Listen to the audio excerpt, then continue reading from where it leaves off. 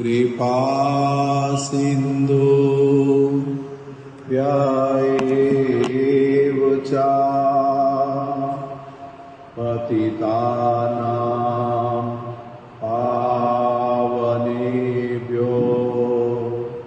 वैष्णवेभ्यो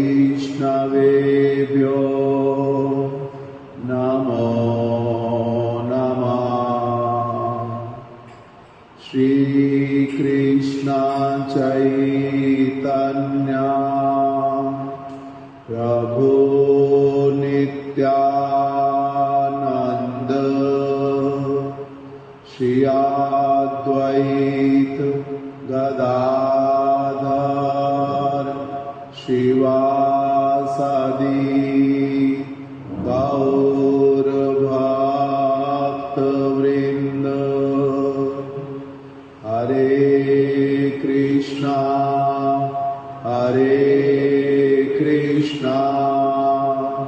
कृष्णा कृष्णा हरे हरे हरे राम राम राम हरे हरे। क्या कल बोला जी, क्या आगे बोलना? जो लास्ट पॉइंट था वो क्या था और कहाँ तक डिस्कस हो गया था? कल जो हमने विशेषता आचार्य मां विजानीयात न मन्यत करिहिचित न मर्त्य बुद्ध्या सुयेत सर्वदेवमय गुरु, इस श्लोक की व्याख्या श्रवण की थी। और साथ ही साथ हमने ये भी श्रवण किया था कि जैसे महाराज जी, जैसे गुरु जी को जो प्रणाम मंत्र सब लोग अपने अपने गुरु जी का प्रणाम मंत्र लिखते हैं, सबका है भी, पहले भी लिखा गया, नरोत्तम दास ठाकुर ने लिखा रूप गोस्वामी के लिए, भक्ति ठाकुर जी का प्रणाम मंत्र सबके लिए ही है। जब महाराज जी ने इसे हरिनाम दीक्षा देना प्रारंभ किया तो उस समय उनके शिष्यों की इच्छा हुई कि हमारे गुरु जी का भी प्रणाम मंत्र हो। तो उस समय महाराज जी ने बोला कि जितने भी शास्त्र में ऑलरेडी प्रणाम मंत्र लिखे हुए गुरु के लिए, सारे के सारे ही हमारे ऊपर लागू होते हैं। ऐसा नहीं कि अभी हमें अलग से कुछ विशेष अलग से प्रणाम मंत्र लिखने की आवश्यकता है। इसी को कि उन्होंने इस तरह से बताया कि हमारा जो गुरु तत्व है, गुरु परंपरा है, सब एक ही है। ऐसा नहीं कि देखने में अलग अलग उनके शरीर दिखते हैं हमें, लेकिन वास्तव में वो सब एक ही हैं, उनमें कोई भेद नहीं है। ये हमने कल श्रवण किया था। और सर्वदेवमय गुरु, उनमें हमने सुना था कि कैसे गुरु जो होते हैं उनकी प्रत्येक क्रिया, सर्व शब्द की व्याख्या सुनी हमने कल। सर्व शब्द का अर्थ होता है कृष्ण, जो वैष्णव विष्णु सहस्त्र नाम है उसमें लिखा हुआ है कि भगवान का एक नाम सर्व भी है। तो इस तरह से सर्वदेवमय गुरु अर्थात भगवान की, गुरु जी की प्रत्येक क्रिया, प्रत्येक आचरण, प्रत्येक लेखनी, प्रत्येक वाक्य उनका किसके लिए होता है? एकमात्र सब कुछ भगवान को सेंटर करके ही होता है। उनके रोम रोम में कृष्ण ही बसे होते हैं, उनकी सेवा ही बसी होती है। ये हमने सुना। और ये भी सुना कि इसलिए गुरु मुख पद्म वाक्य इति करी महाशक्य, जैसे गुरु जी के मुख से जो वाक्य निकलते हैं वो महान शक्ति को धारण किए हुए हैं। इसलिए हमें उसको अपने हृदय में बड़ी दृढ़ता से धारण करना चाहिए, उसमें कोई भी डाउट नहीं करना चाहिए, क्योंकि उनके जो वाक्य हैं, उनकी जो वाणी है वो क्या कर सकती है? कृष्ण को भी हमारे सामने लाकर खड़ा कर सकती है। इस तरह से इन सब बातों को हमने श्रवण किया था। ठीक, अब अगला वाला विषय बोल दो। इसमें साउंड ठीक है ना? कुछ करना है? हरे कृष्ण, ठीक है? हाँ जी। हरे कृष्णा कृष्णा कृष्णा हरे हरे, हरे राम राम राम हरे हरे। अब अगला वाला विषय बतलाओ। कल जैसे जो पॉइंट उठाया था कि महाराज जी जैसे उदाहरण दिया था, वो बोला कि शबील वाला, उसको नहीं, आपने बोला था कल कि जैसे अब वो एक विषय जो है वो ये तो बहुत ही सरल सा है, ऐसे अगर किसी को ना समझ आए तो बहुत मोटी बुद्धि, उसके लिए तो फिर बिल्कुल भी क्या कहा जाए। कि जो विषय उठाया वो है मठ में चीनी चाहिए, जन्माष्टमी का उत्सव आएगा, चीनी अधिक चाहिए और चीनी उस समय राशन पे मिलती है, इसलिए बहुत अधिक नहीं मिल पाएगी एक साथ में। किंतु सरकार जो है वो निर्जला एकादशी के लिए आपको जितना चीनी चाहिए उतनी दे देगी। क्यों? क्योंकि उनके वहाँ पर पंजाब में उस समय निर्जला एकादशी जो है उसका सरकार भी महात्म्य मानती थी, इसीलिए लोगों की भावनाओं के अनुसार कि उसमें तो बहुत लोग गर्मी का समय सारे लोग शिकंजवी बना करके बांटते हैं, तो इसलिए उस समय चीनी देने में उनको कोई आपत्ति नहीं है। किंतु क्या करना पड़ेगा? छबील लगानी ही पड़ेगी, मतलब कि जो शिकंजवी है वो बना करके बांटनी पड़ेगी। कुछ उसको चेक करने के लिए आएंगे कि आपने चीनी तो ले ली, ये कह करके कि शिकंजवी बना करके हम क्या करेंगे, बांटेंगे लोगों में, मगर आपने बांटी या नहीं बांटी, कहीं ऐसे ही पागल तो नहीं बना दिया हमारे को, तो इसीलिए वो चेक करने के लिए आते हैं।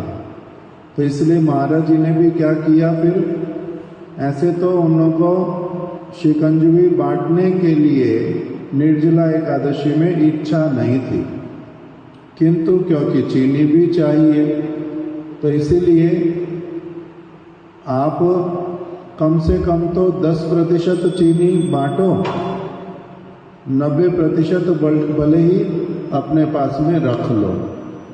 तो इस प्रकार से दिखलाने के लिए क्या कर दिया, 10% चीनी को खर्च कर दिया और उन्होंने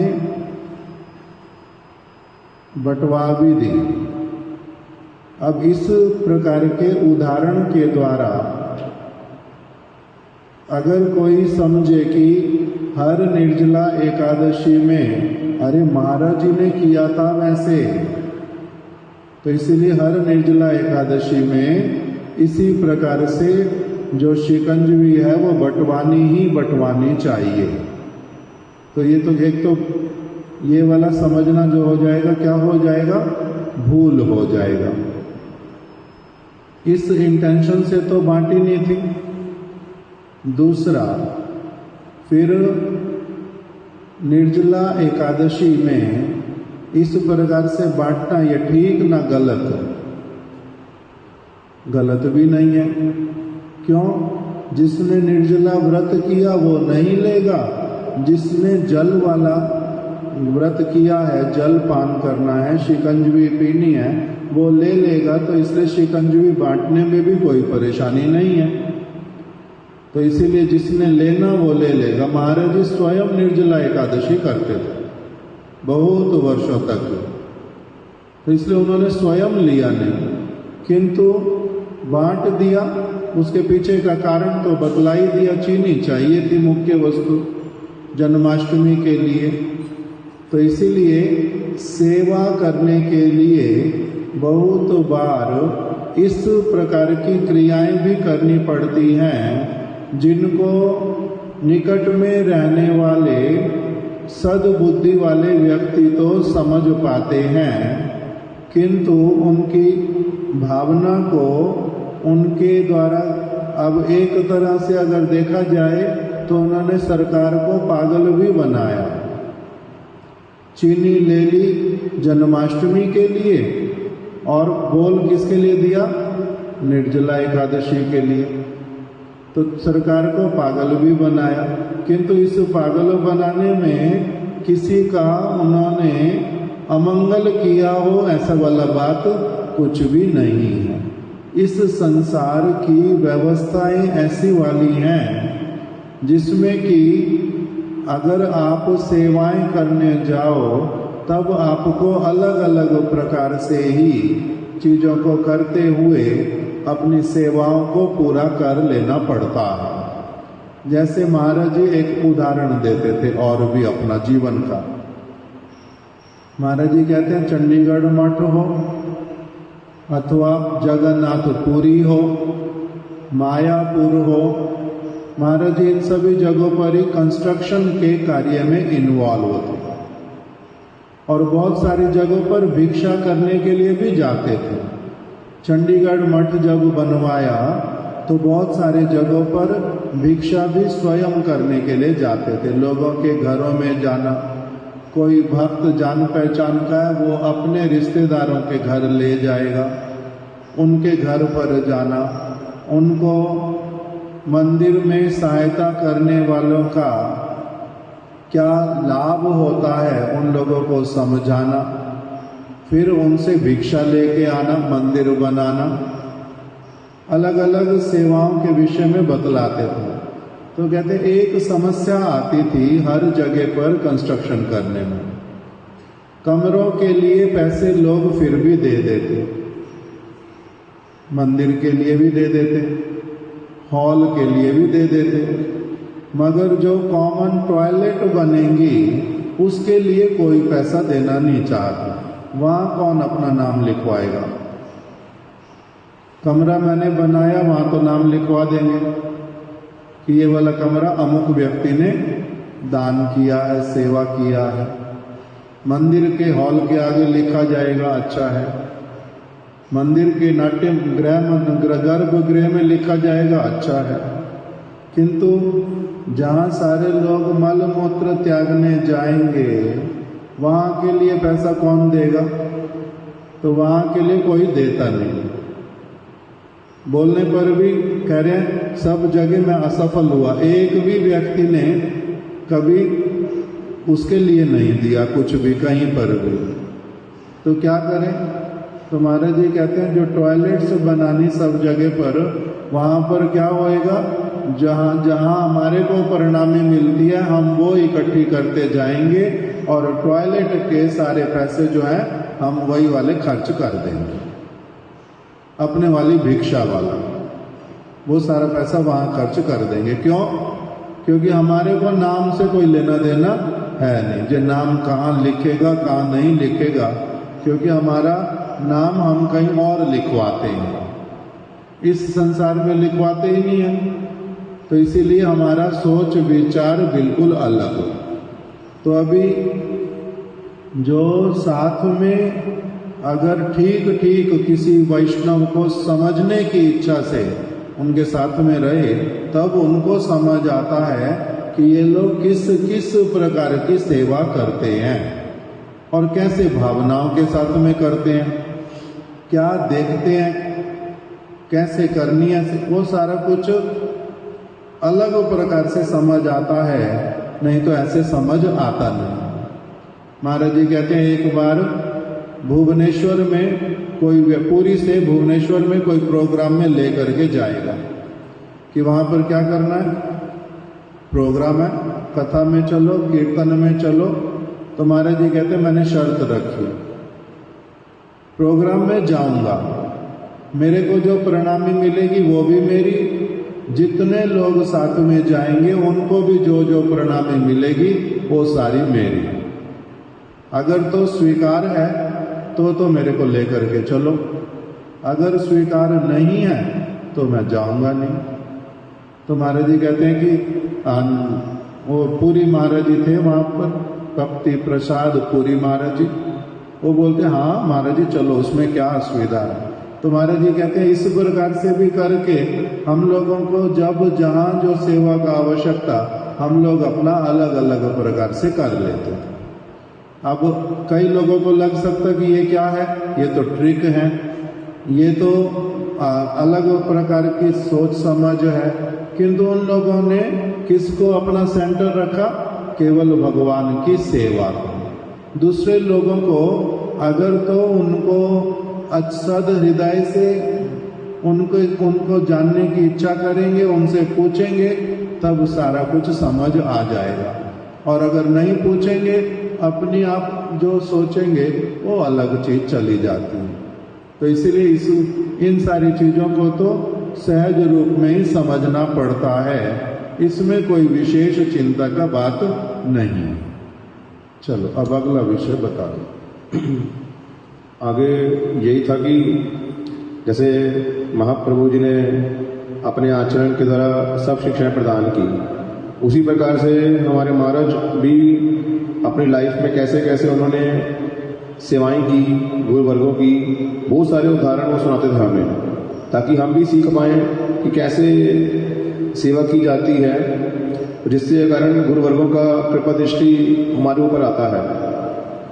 तो फिर उसमें से 2 उदाहरण सुनाए थे कि एक तो जब महाराज जी नए नए मठ में आए 1955 में, तो उसके पश्चात 1956 में जब पहली बार अलग से परम गुरु जी ने ब्रजमंडल परिक्रमा की, तो उस समय तो महाराज नए नए थे, तो उस समय बहुत सारे जो गुरुवर्ग, बहुत सारे जो ब्रह्मचारी हैं, उनको अलग अलग सेवाएं प्रदान की गई थी।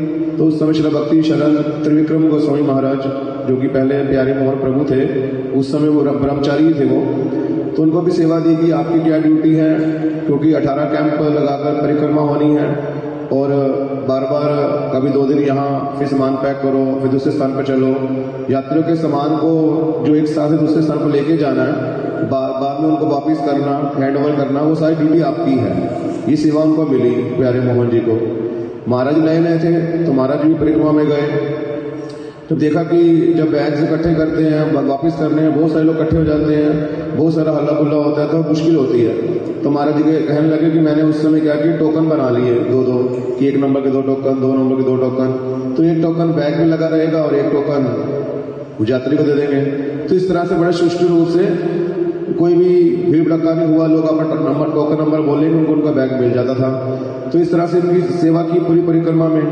जब परिक्रमा वापिस आ गई, सब लोग चले गए, तो परम गुरु जी जब सब सेवकों को सामने बुलाते हैं, हम कहते हैं कि कैसे आपकी सेवा बड़ी अच्छी थी, या आपने इस सेवा में ये कमी की, सबको अप्रिशिएट भी कर रहे हैं और सुधारने के लिए भी कह रहे हैं सेवाओं को। तो सब प्यारे मोहन जी को बोला कि आपकी सेवा सबसे बेस्ट सेवा। परम गुरु जी बोले, प्यारे मोहन, आपकी जो सेवा थी सबसे बेस्ट सेवा। तो महाराज जी कहते हैं कि वो महाराज जी बड़े सरल थे, भक्त त्रिविक्रम गोस्वामी महाराज जी। तो उन्होंने बोला, महाराज ऐसा मत बोलो, आप मेरी प्रशंसा मत करो, मेरी प्रशंसा करते हो तो मेरे को शर्म आती है। मैंने कुछ नहीं किया, ये जो नया ब्रह्मचारी आया है नरोत्तम, इसने ही ये सब प्लानिंग की है, मैंने कुछ नहीं किया। अगर शाबाशी देनी इनको ही तो शाबाशी दो, मुझे मत दो। तो महाराज तो लेकिन बता रहे थे कि उस समय कैसे वैष्णव सरल होते हैं, उनकी महिमा सुना रहे भक्ति शरण त्रिविक्रम गोस्वामी महाराज जी की। और साथ ही साथ महाराज ने मुझे भी बोला कि इस तरह से जब मेरी रिस्पॉन्सिबिलिटी, मेरी क्रियाओं को देखा उन्होंने, तो धीरे धीरे बहुत सारी जो रिस्पॉन्सिबिलिटी अपने आप से मेरे ऊपर आने लगी। तो और भी 1-2 उदाहरण है, जैसे अभी साउथ इंडिया परिक्रमा। हाँ जी, रुक जाओ, बोल दो, रुक जाओ।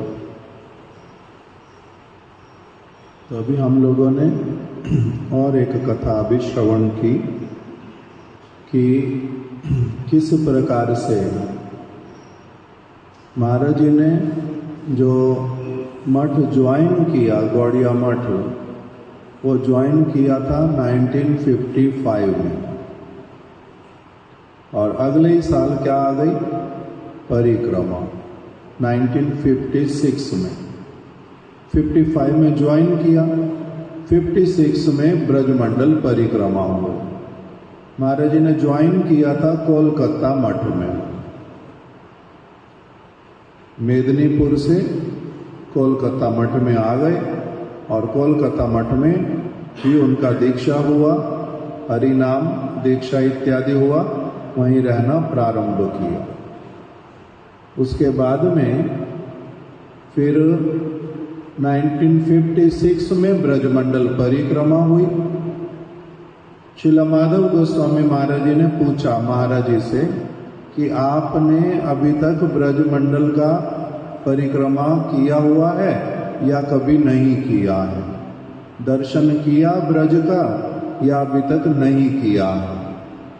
तो महाराज जी कहते हैं मैं ब्रज में उससे पहले आया था, दर्शन भी जगह जगह पर किए थे, परिवार वाले लोगों के साथ में आया था। तो ये बात मैंने अपने गुरु महाराज जी को बतलाई।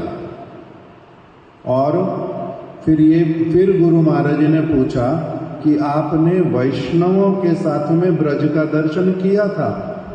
तो कहते नहीं, हमने वैष्णवों के साथ में ब्रज का दर्शन किया नहीं था, किंतु जो स्थान स्थान पर धाम में रहने वाले पंडित लोग हैं, अर्थात पंडे, उन लोगों के साथ में परिक्रमा की थी, उन्होंने दर्शन कराए थे। तब श्रीला माधव गोस्वामी महाराज जी ने कहा कि अब इस बार आपको वैष्णवों के साथ में ब्रज की परिक्रमा करने का अवसर मिलेगा। तो अभी ब्रज मंडल परिक्रमा में आ गए। उस समय जब महाराज जी अपनी सारी बात बतलाते हैं कि ब्रज मंडल परिक्रमा जब होती थी, वो आजकल की ब्रज मंडल परिक्रमा जैसी नहीं होती थी। पूरा महीना पैदल चल करके परिक्रमा होती थी, बसों से नहीं, टांगे इत्यादि से नहीं, पैदल चल करके जो परिक्रमा की जाती है उसको क्या कहते हैं? उसका नाम है एक पद ब्रज, अर्थात ब्रज शब्द का अर्थ चलना भी होता है। ब्रज शब्द संस्कृत का शब्द है, इसका अर्थ चलना होता है। जैसे भगवान श्री कृष्ण ने कहा, सर्वधर्मान परित्यज्य मामेकं शरणं व्रजा, मेरी शरण लेने के लिए चल पड़ो, एकमात्र मेरी शरण लेने के लिए चल पड़ो। माम एकम शरणम व्रजा, व्रज शब्द का अर्थ क्या होता है संस्कृत में? चल पड़ना। तो इसीलिए बोलते हैं पद व्रज, अर्थात पैदल परिक्रमा। पूरा महीना पैदल परिक्रमा करेंगे। अब फिर महाराज जी बतलाते थे कि देखो, हम लोग जब परिक्रमा करते थे ना, उसमें जोर होता था सेवा के ऊपर, दर्शन के ऊपर जोर नहीं होता था। सेवा के ऊपर जोर होता था कि हम ब्रज में अभी जा रहे हैं, इतने सारे भक्त लोग एक साथ में जाएंगे, सेवा करने का प्रचुर सुयोग मिलेगा, उसी के द्वारा मेरा क्या होगा? बहुत अधिक मेरा लाभ होगा। इसीलिए परिक्रमा करने के लिए जाते हैं। परिक्रमा करने से क्या होगा? सेवा करने का बहुत सुयोग मिलेगा। सेवा ही सेवा, जितनी करनी, दिन रात सेवा करो तब भी कमी नहीं है। सेवा मांगनी पड़ेगी नहीं, पूछनी भी पड़ेगी नहीं। सेवा बहुत है उस समय, जितनी करो उतनी कम। तो ये तो बहुत अच्छा हुआ। इसी के लिए एक कहानी भी सुनाते थे कि जिसके पास में सेवा जितनी अधिक आए वो सौभाग्यशाली, या फिर जिसके पास में कम सेवा आए वो सौभाग्यशाली। सौभाग्यशाली कौन? इसके लिए कहानी सुनाते थे। एक व्यक्ति, उसने मिठाई की दुकान खोली और उसकी दुकान इतनी चली, सारा दिन भीड़ रहती है। ना वो ठीक से खा सकता, ना ठीक से चाय पी सकता, टीवी देख नहीं सकता, कोई इधर उधर की बात कर नहीं सकता। सारा दिन बिजी है। क्यों? क्योंकि ग्राहक बहुत चढ़ते हैं दुकान पे। नौकर भी सारा दिन व्यस्त है, मालिक भी सारा दिन व्यस्त है। अभी उनका पुत्र आता है दुकान पे, पुत्र भी सारा दिन व्यस्त है। दूसरा कोई दुकानदार है, उसने भी मिठाई का दुकान ही खोला है, किंतु उसकी दुकान चली नहीं। उसकी दुकान पे कम ग्राहक आते हैं। आराम से खाता है बैठ करके, आराम से पीता है। और कोई अगर आता है दुकान पे, कहता है बाबूजी जल्दी करके दे दो, जल्दी कर, अरे क्या ये जहाज पे चढ़ के आ गया, आराम 2 मिनट में दे रहा हूं, आराम से रुक जा तभी मिलेगी, नहीं तो जा कहीं और से ले ले। वो कुछ भी बोल देता है। उसकी दुकान पे ऐसे लोग कम चढ़ते हैं। न्यूज़पेपर भी अच्छे से पढ़ता है, टीवी भी अच्छे से देखता है, खाना भी अच्छे से खाता है, चाय भी बार बार मंगवाता है, वो बड़े आराम से अपना सारा कुछ करता है।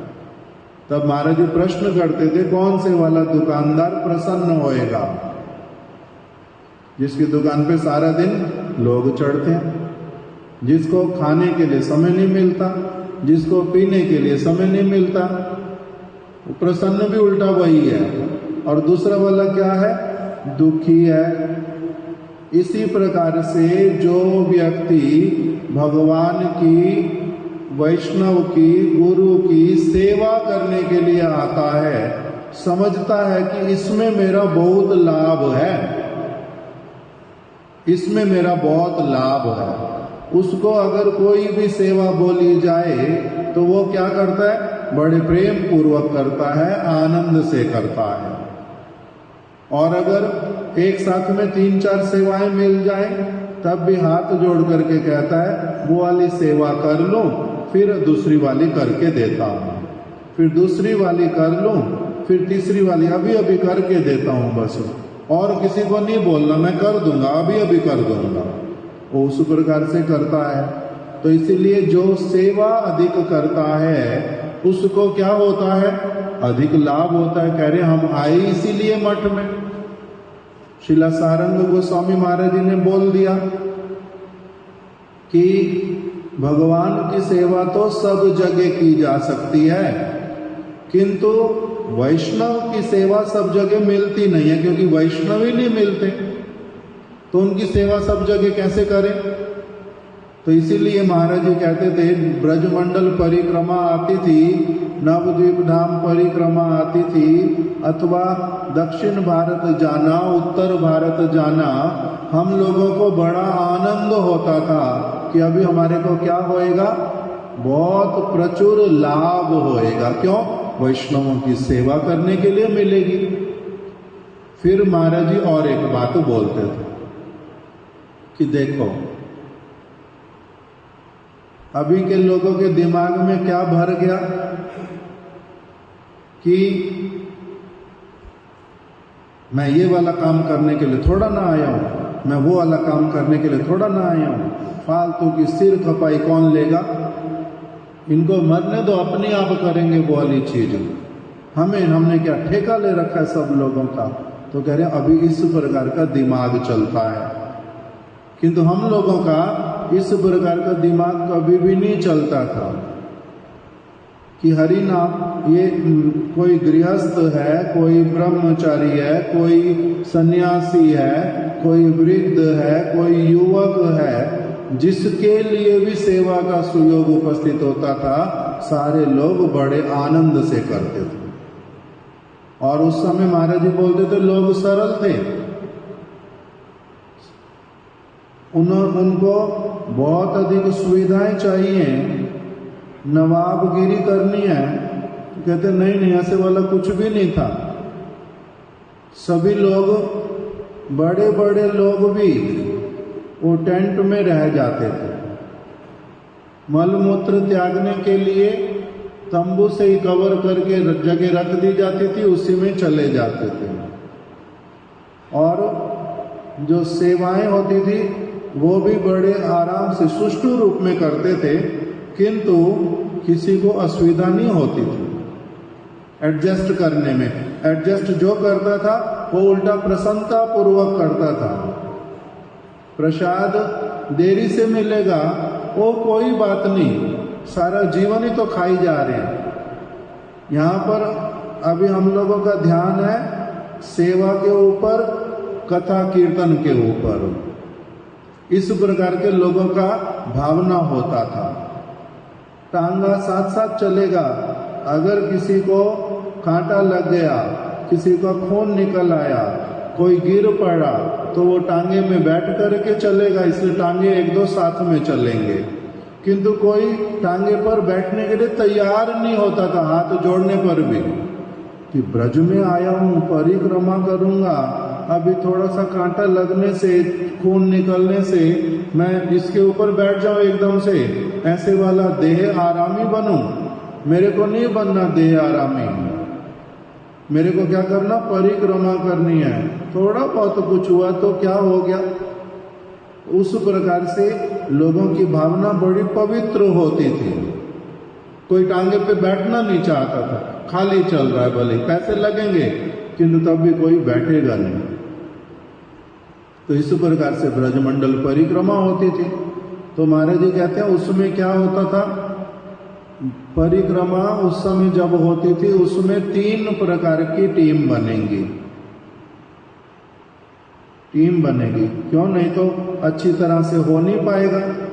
3 टीम का मतलब, एक टीम को बोलते थे मेन पार्टी, पहले मेन पार्टी, जो क्या करेगी? परिक्रमा करवाएगी, परिक्रमा के साथ साथ चलेगी, दर्शन कराएगी, कथा सुनाएगी, कीर्तन करेगी, और जो जो आवश्यक, किसी को हाथ पकड़ करके लेके चलना है, किसी को जैसे भी, जो वो मेन पार्टी। ये तो मेन पार्टी जो परिक्रमा करेगी। अब एक चाहिए एडवांस पार्टी, एक चाहिए रियर पार्टी। एडवांस पार्टी क्या करेगी? एडवांस पार्टी पहुंच जाएगी, मान लो परिक्रमा आज हुई, राधा कुंड से चलना प्रारंभ करेंगे, परिक्रमा करेंगे, तो अभी राधा कुंड से परिक्रमा जाएगी, करते करते रास्ते में किसी जगह प्रसाद देना पड़ेगा, तो जहां पर प्रसाद की व्यवस्था करनी पड़ेगी वहां कौन पहुंच जाएगी?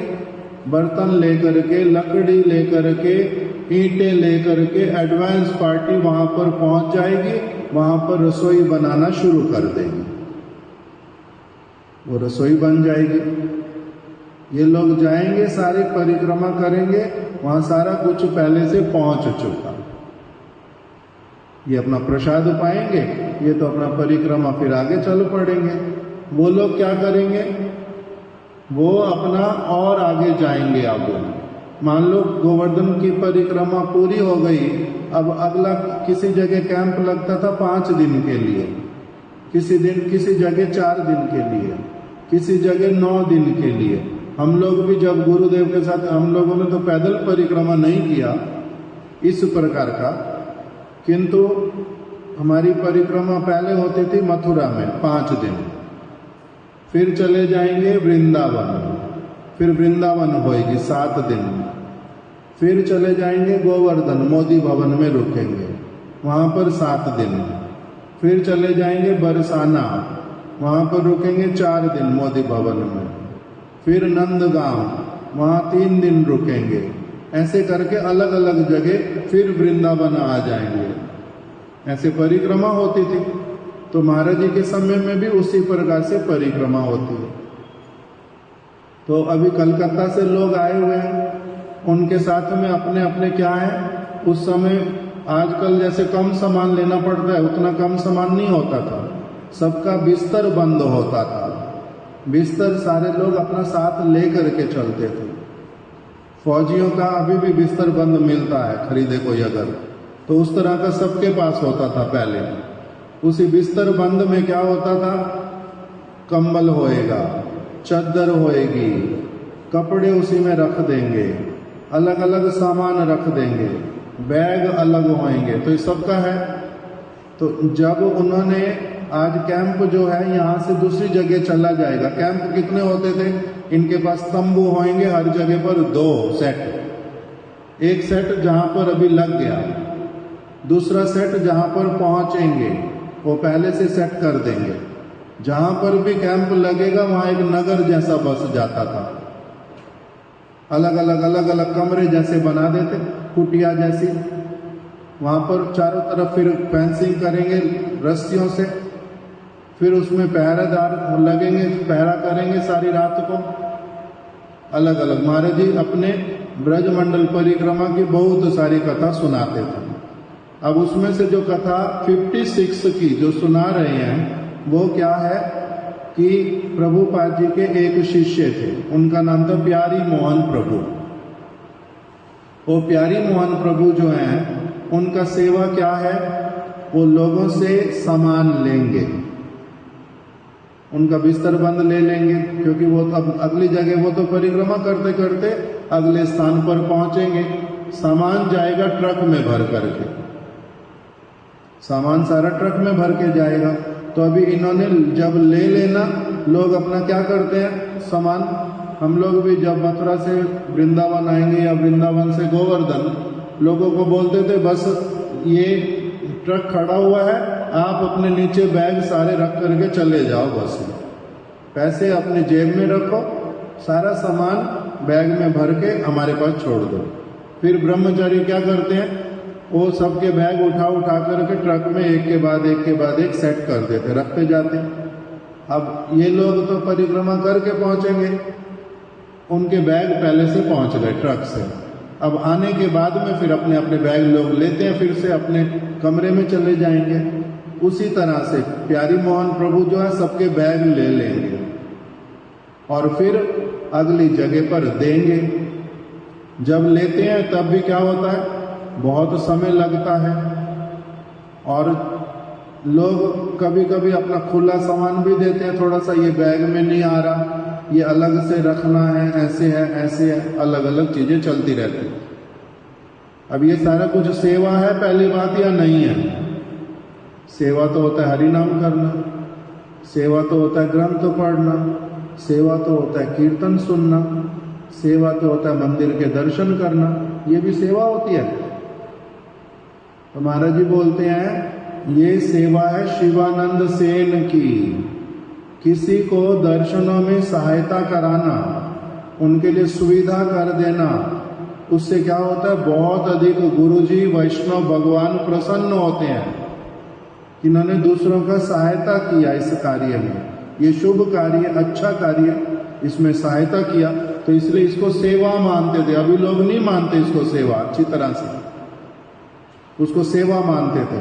और जो लोग अपने बैग देते थे ना, वो लोग भी बार बार आशीर्वाद देते थे लोगों को, जो सेवा करेगा उनको आशीर्वाद देते थे कि कौन करता है किसके लिए, आप लोग हमारे लिए इतना अधिक सुयोग कर रहे हैं, आप लोगों का सचमुच में परम मंगल हो, आप लोगों ने हमारी इतनी सहायता की, वो लोग भी आशीर्वाद देते थे। और आजकल क्या है, दोनों तरफ की गड़बड़, एक व्यक्ति अपना 1 किलो सामान उठा सकता, मैंने बहुत बार देखा, वो क्या करेंगे, उन्होंने भी जाना ट्रेन से, हमने भी जाना ट्रेन से, हमने अपना सामान भी उठाना और वो हमें क्या कहेंगे कि ये वाला थोड़ा सा सामान है, मैंने परसों आना, मेरे पास बहुत सामान है, आप लोग ले जाओगे।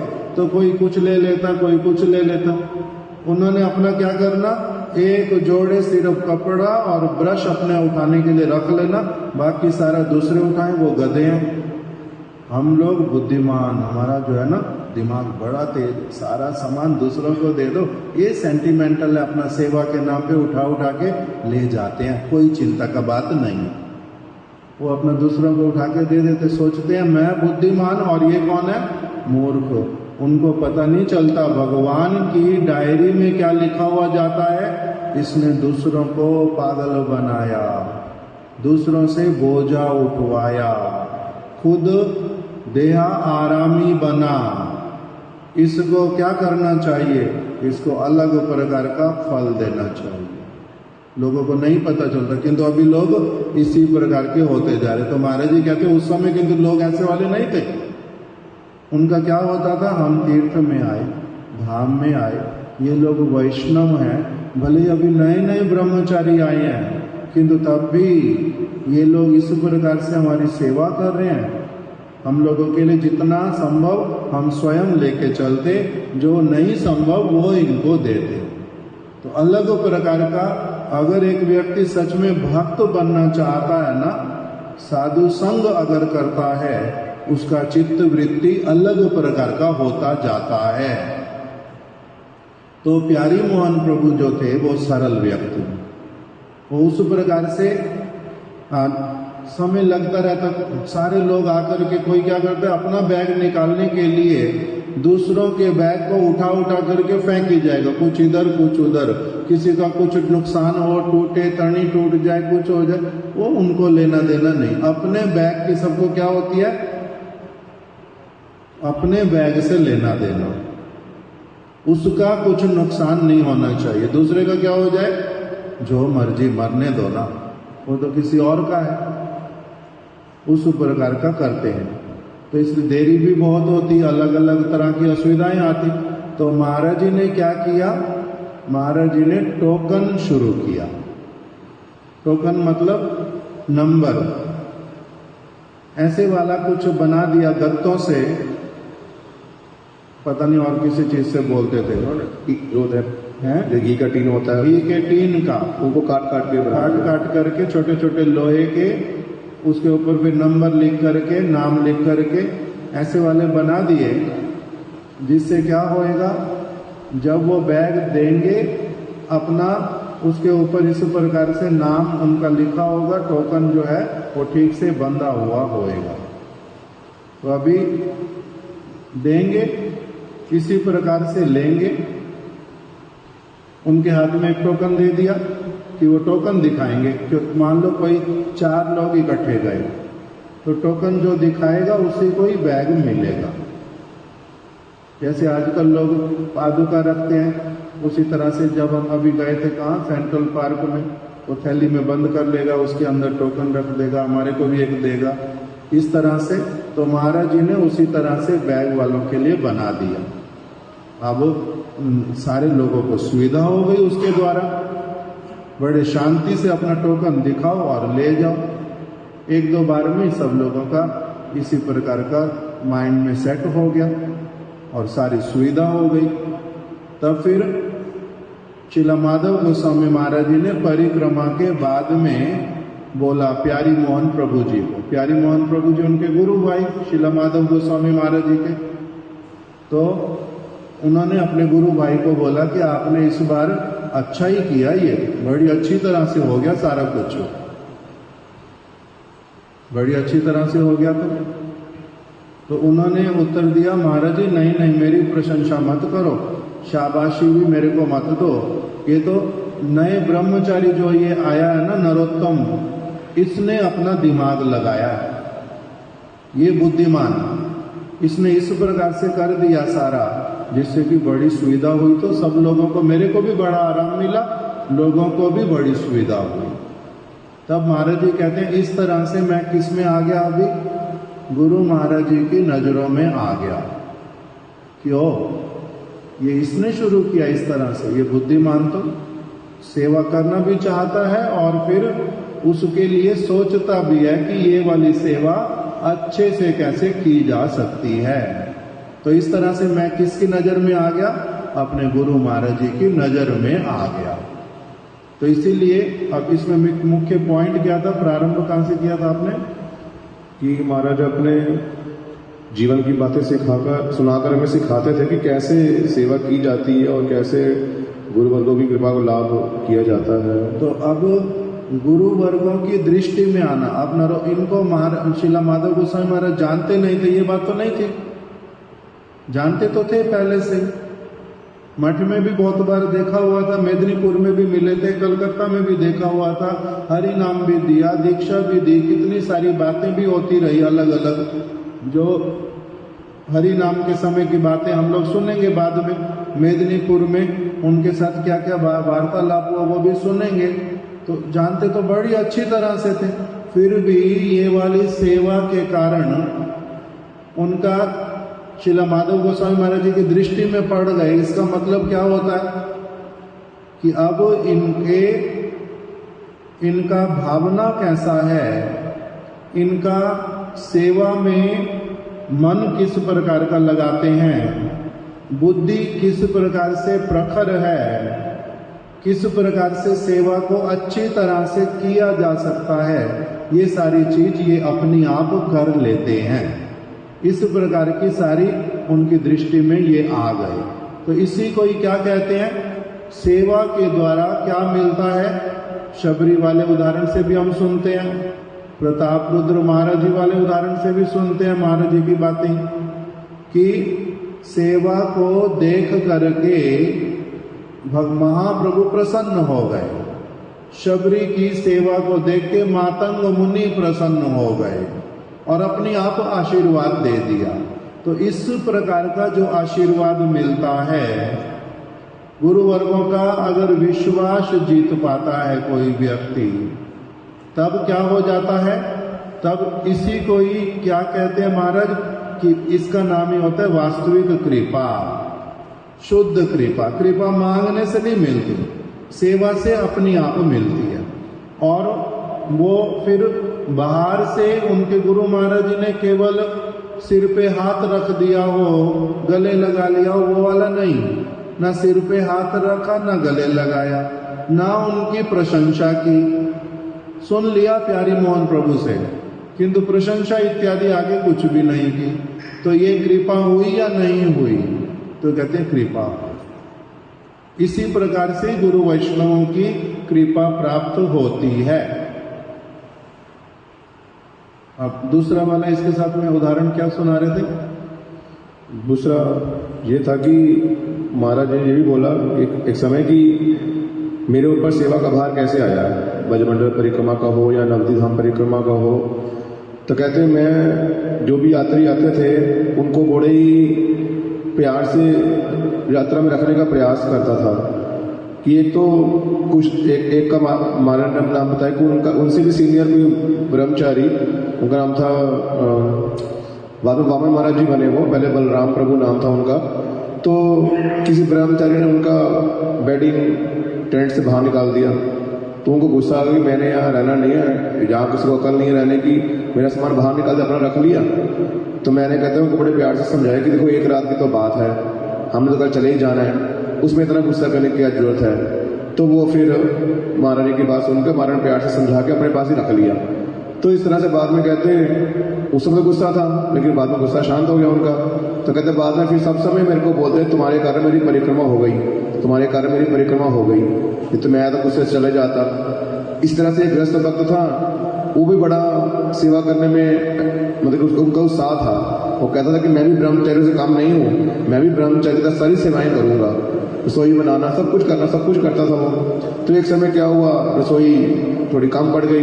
तुमने कहा कि क्या चिंता की बात है, मैं ही बना लूंगा। रसोई बनाई तो गलती से हींग डल गई सब्जी में ज़्यादा, उनसे डली। उनको लगा कि किसी और ब्रह्मचारी ने मेरे से जान के ईर्ष्या करने के लिए हींग डाल दी ताकि इसका काम बिगड़ जाए। तो गुस्से से वो भी ऐसे लाल पीले हो गए कि मैंने नहीं रहना यहाँ पे, मैं जा रहा हूँ यहाँ से। तो बाई चांस उनको भी महाराज ने बड़े प्यार से समझाया। तो महाराज ने क्या किया कि जो धर्मशाला बुक कर रखी थी उसका गेट बंद था, चाबी उस दिन बाई चांस जो गेट कीपर ले गया। तो महाराज बोला कि चाबी तो है नहीं, अभी रुकना पड़ेगा आपको। तो रुक गया, थोड़ा बैठा, थोड़ा गुस्सा शांत हो गया। तो फिर महाराज अगले दिन बोलते देखो आपकी जाने की इच्छा थी, आपको भेज दूं। कहते नहीं नहीं, कल तो ऐसे गुस्सा आया, लेकिन आपने समझाया तो मेरा मन किया कि अभी समझ रहा हूँ मैं कि अगर चले जाता हूँ गुस्से में तो मेरे नुकसान होगा। तो इस तरह से महाराज कहते मेरी इन क्रियाओं को वैष्णव लोग नोटिस करते थे कि किस तरह से परिक्रमा में जो आते हैं लोग गुस्सा करते हैं, उनको भी बड़े प्यार से समझा करके मैं किसी न किसी तरीके से उनकी परिक्रमा हो जाए, ये सब कार्य करता था। और दूसरी ओर जैसे मायापुर में परिक्रमा हुई तो उस समय परम गुरु जी ने किसी को बिठाया था सेवा के लिए कि आज यात्री आएंगे, उनका नाम नोट, कमरे जो भी जिस तरह शेड बनते थे, जो भी शेड बनता था कि कहाँ पे किसको रहने का देना है, वो उसकी जिम्मेवारी थी। लेकिन वो बार बार से वहां से उठ के चला जाता था, तो लोग परम गुरु जी के पास पहुंच जाते थे। तो इस तरह से महाराज जी बोले कि जब परम गुरु जी बोले सारी समय मुझे ही करनी है, लोगों को मुझे ही देखना है, कोई शांति से टिक के बैठ नहीं सकता, तो फिर इनको रखने का फायदा क्या है। तो महाराज जी को बोला कि तुम शिवानंद से इनकी सेवा नहीं कर सकते। तो इस तरह से कहते मेरी रिस्पॉन्सिबिलिटी को देख करके जो यात्री आते हैं उनसे कैसे प्यार से समझा कर उनसे डीलिंग करना, उनको समझाना बुझाना, यदि कोई गुस्सा भी रोष भी कर ले उसको कैसे मैंने मतलब कि प्यार से रखना, किस तरीके से उसकी परिक्रमा हो जाए, कोई भी नाराज होकर ना जाए, इन सब क्रियाओं को देखकर धीरे धीरे सारी सेवाएं मेरे ऊपर ही आनी शुरू हो गई। परम गुरु जी मेरे को देने लग गए कि तुम ही करो। ये सब था। ना, मगर जो वो उदाहरण केशव प्रभु वाला, वो भी इसके बाद वो बोल दो। तो केशव प्रभु जी का उदाहरण, ये तो नॉर्थ इंडिया हो गया, फिर मायापुर की परिक्रमा हो गई, फिर साउथ इंडिया परिक्रमा हुई एक बार। उस समय परम गुरु जी लीड करते थे साउथ इंडिया परिक्रमा, नॉर्थ इंडिया परिक्रमा। फिर मतलब कि ऐसे होता था पहले हर साल ब्रजमंडल परिक्रमा। फिर यात्रियों की इच्छा हुई नहीं हमें साउथ इंडिया में जो महाप्रभु जिन स्थानों पर गए, जो नॉर्थ इंडिया में जहां जहां महाप्रभु गए, हमें जहां जाने की इच्छा है। तो भक्तों की बातों को सुनकर परम गुरु जी ने फिर क्या किया, एक साल साउथ इंडिया परिक्रमा, एक साल नॉर्थ इंडिया परिक्रमा, एक साल ब्रजमंडल परिक्रमा। इस तरह से रोटेशन में परिक्रमा होने लग गई। तो इस तरह से एक बार क्या हुआ, साउथ इंडिया परिक्रमा टूर जाएगा कलकत्ता से, तो सब यात्री तो आ गए, पहुंच गए मठ में। कोई प्लेन से आया, कोई ट्रेन से आया, कोई बस से आया, अलग अलग शहरों से, दूर दूर स्टेट से लोग आए हैं। तो लेकिन परम गुरु जी की स्वास्थ्य एकदम थोड़ा खराब हो गया। तो डॉक्टर ने बोला देखो आप यात्रा कर सकते हो, कोई प्रॉब्लम नहीं है, लेकिन जैसे परिक्रमाओं में कॉन्टिन्यूज एक ट्रेन में चढ़ना, फिर उतरना, फिर आगे चलना, वो सब आप नहीं कर सकते कॉन्टिन्यूज ट्रेनों में यात्रा, इसलिए आपको सेहत के लिए ठीक नहीं है वो। तो डॉक्टर ने निषेध कर दिया परम गुरु जाने के लिए। तो परम गुरु जी कह रहे हैं कि सब यात्री तो आ गए, परिक्रमा जाने के लिए तैयार भी है, तो मैं अगर नहीं जाता हूं तो परिक्रमा कौन लेके जाएगा, इससे तो बहुत नुकसान होगा। तो परम गुरु जी ने हमारे महाराज जी को कमरे में बुलाया कि देखो चलो हिसाब भी बनाओ कि कौन यात्री कैसे आया, उसको हमें आने जाने की टिकट देनी पड़ेगी, सारा खर्चा बनाओ। तो महाराज ने बोला कि 2-3 लाख रुपए खर्चा होगा। तो प्लस परम गुरु ने बोला कि 1 लाख रुपए की मठ की प्रेस्टीज भी जोड़ दो साथ में, कि साधु ने पहले सबको बुलाया, हमें यहाँ इकट्ठा कर लिया, अभी ना कर दी, इससे मठ का दुर्नाम भी होगा, 1 लाख रुपए की प्रेस्टीज भी जोड़ दो। तो परम गुरु ने बोला ये सब बातें हो गई। तो प्रेस्टीज मानता है कोई? मुकुंद दत्त, हम गिरिराज परिक्रमा करने के लिए जाएंगे, फिर हमने 4 दिन बाद बोल दिया हम नहीं जाएंगे, जिसने पैसे दिए वापस ले जाओ। प्रेस्टीज होती है या नहीं होती? साधु की भी फिर प्रेस्टीज, साधु की प्रेस्टीज होती है ना नहीं होती? नंदन प्रभु होती है, कम ना अधिक इसीलिए देखो कैसे वाले वचन है, साधारण लोगों को ये बातें पता भी नहीं चलती। रघुकुल रीत सदा चली आई, प्राण जाए पर वचन ना जाई। एक बार बोल दिया कि क्या करना है, हम लोग सबको परिक्रमा में लेकर के जाएंगे, जिसको आना है अपना नाम लिखवा दो। और बाद में अभी बीमार पड़ गए, बोलते परिक्रमा में कैंसिल कर देते। उन्होंने क्या बोला, परिक्रमा कैंसिल नहीं हो सकती। क्यों?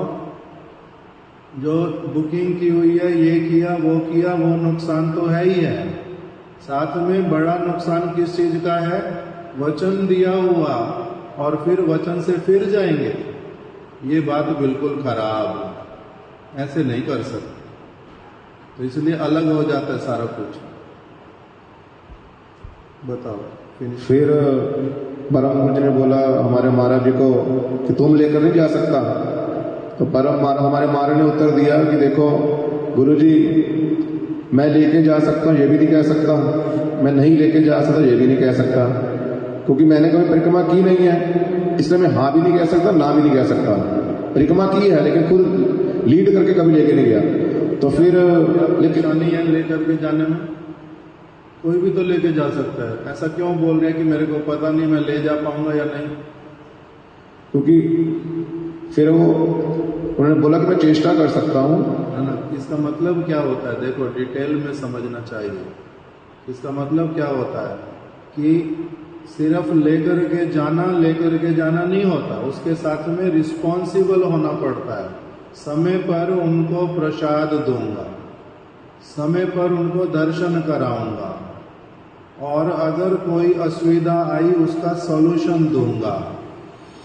कोई पीछे रह गया, कोई धीरे चल पा रहा है, उस वस्तु का सब चीज का केयर करके अच्छी तरह से सबको परिक्रमा करा करके लाऊंगा। इसलिए परिक्रमा कराना केवल ऐसे परिक्रमा, चलो जैसे ट्रैवल एजेंट करवाएगा, उसका नाम परिक्रमा नहीं होता। उसमें कथा भी होएगी, कीर्तन भी होएगा, व्यक्तियों को भावना भी आएगी, उनको लाभ भी अपना लगा होगा बहुत अधिक कि हम परिक्रमा करने आए सचमुच में। इस प्रकार की सारी चीजों का दायित्व लेने का नाम होता है लेकर के जाना, हर एक वस्तु को देखना। अगर नहीं देखेंगे तब फिर वो लेकर के जाना परिक्रमा, नहीं लेके जाना वो एक ही बात है। नहीं तो अपने आप ही जा सकते हैं लोग, उसमें कौन सी बड़ी बात है। और कहीं तो ट्रैवल एजेंट भी करवाता ही है चीजें, तो वो हम, किंतु साधु जब लेकर के जाएगा उसका उद्देश्य ही अलग होगा, उसकी पद्धति भी अलग होएगी, उसके द्वारा लाभ भी जो होएगा वो बहुत अलग प्रकार का होएगा। इसलिए ये सारा कुछ सोच करके, जैसे महाराज जी को एक समय बोला, ये कोई माता जी है, शरीर उसका छूट नहीं रहा, भागवत अगर कोई सुनाए तो शरीर छूट जाएगा इसका। तो श्रील माधव गोस्वामी महाराज जी कहते हैं महाराज जी को कि आप जाओ तो उनको भागवत सुनाओ। तो महाराज जी चिंतित हो गए। मैंने अगर उसको भागवत सुनाई कुछ दिन तक नहीं मरी अगर वो तब भी, तो क्या होएगा? कहेंगे भैया ये भागवत किसी स्वार्थ से सुना रहा है, शुद्ध रूप में नहीं सुना रहा, नहीं तो उसका उद्धार कैसे होना, हुआ नहीं। तो ये चिंता आ जाती है। तो इसी प्रकार से परिक्रमा लेकर के जाओगे, तुम नहीं लेके जा सकते, तो इसलिए चिंता में आ गए कि मैं ये बोलूं ले जा सकता हूँ, ये भी क्या होगा पता नहीं, फिर मैं ठीक से कर पाऊंगा न्याय इस चीज के साथ या नहीं कर पाऊंगा पता नहीं, प्रयास तो करूंगा। दूसरी तरफ से कहूं अगर नहीं कर पाऊंगा तो इसके द्वारा गुरु अवज्ञा ना हो जाए, गुरु जी चाहते हैं कि मैं चला जाऊं, कोई और है नहीं, तो अगर मैं नहीं करता हूं तब भी तो असुविधा है। इसीलिए बोल दिया कि मैं तो हाँ या ना बोल नहीं सकता, किंतु अगर आप कहोगे तो मैं प्रयास कर सकता हूं। मतलब प्रयास करने का अर्थ क्या होता है कि कुछ कुछ कमी रह भी सकती है, किंतु अपनी तरफ से चेष्टा करूंगा सारा कुछ जितना अच्छे से कर पाऊं, इस प्रकार से बोल दिया। अब कल ही सुनेंगे, आगे 10:30 हो गया, यही विषय, इसमें बहुत सारी बातें आगे सुनने की समझने की, कल सुनेंगे। वांछा कल्पतरुभ्यश्च कृपा सिंधुभ्य एव च पतितानां पावनेभ्यो वैष्णवेभ्यो नमो नमः।